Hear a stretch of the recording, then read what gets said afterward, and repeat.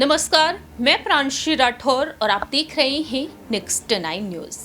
राजस्थान के विधानसभा चुनाव इस साल के अंत में दिसंबर के महीने में होने जा रहे हैं और इन विधानसभा चुनाव के लिए दावा किया जा रहा है कांग्रेस की तरफ से कि कांग्रेस एक बार फिर से सत्ता में रिपीट होकर दिखाएगी।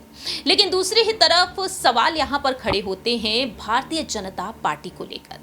बीजेपी की तरफ से सूत्रों के मुताबिक यही दावे किए जा रहे हैं कि पीएम मोदी के चेहरे पर चुनाव लड़े जाएंगे, लेकिन सीएम पद की दावेदारी के लिए आखिरकार कौन, ये बेहद बड़ा अहम सवाल उठ रहा है। और ऐसे में चर्चा का विषय लगातार बनी हुई है पूर्व मुख्यमंत्री वसुंधरा राजे।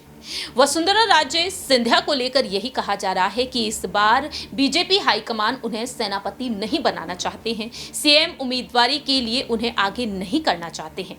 और कई बार ऐसे मौके देखने को मिले हैं कि वसुंधरा राजे को दरकिनार करने की कोशिश की गई है, लेकिन फिलहाल देखा जाए बैठकों का दौर जारी है और वसुंधरा राजे भी इन बैठकों में शामिल हो रही हैं। दावे ये किए जा रहे हैं कि उन्हें कोई अहम भूमिका दी जा सकती है, लेकिन यहाँ पर सवाल ये खड़े होते हैं कि आखिरकार सेनापति क्यों नहीं बनाना चाहते हैं बीजेपी हाईकमान वसुंधरा राजे सिंधिया को।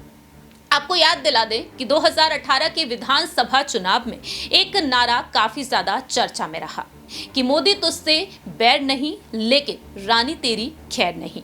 रानी यानी कि वसुंधरा राजे सिंधिया। उस वक्त देखने को मिला कि वसुंधरा राजे सिंधिया यहां पर बीजेपी को जीत नहीं दिला पाई, जनता ने उनकी रवानगी कर दी। लेकिन आज देखा जाए तो पार्टी हाईकमान और वसुंधरा राजे सिंधिया के बीच बैर देखने को मिल रहा है।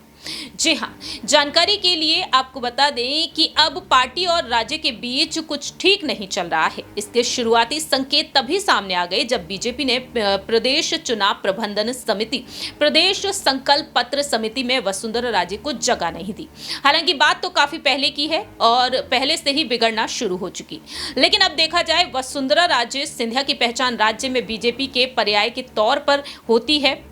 सवाल यह है कि आखिरकार उनसे कन्नी काटने की कोशिश क्यों की जा रही है।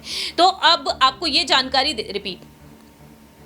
इसी बीच देखा जाए तो राजस्थान के एक वरिष्ठ पत्रकार डॉक्टर मिथिलेश जैमिनी ने बताया कि बीजेपी अब अगर वसुंधरा राजे को साइडलाइन कर रही है तो इसके लिए वसुंधरा राजे कहीं ना कहीं खुद भी जिम्मेदार हैं।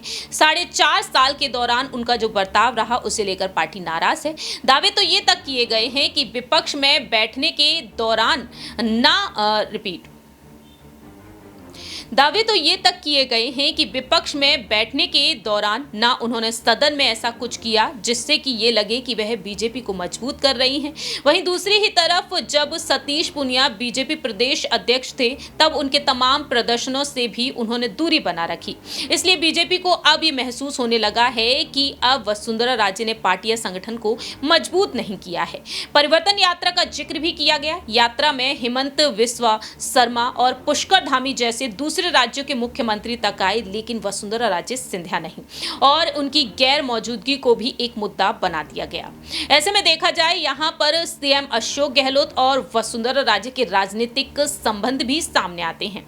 ऐसे में यहाँ पर यह कहा गया है कि राजस्थान की सियासत में भाई बहन का संबंध कहा जाता है दोनों ही नेताओं के बीच, और कांग्रेस नेता सचिन पायलट की तरफ से वसुंधरा राजे सरकार पर घोटालों के गंभीर आरोप भी लगाए गए हैं, प्रदर्शन भी किया गया है। तो ऐसे में बीजेपी यहां पर कोई भी बड़ा जोखिम उठाना नहीं चाहती है।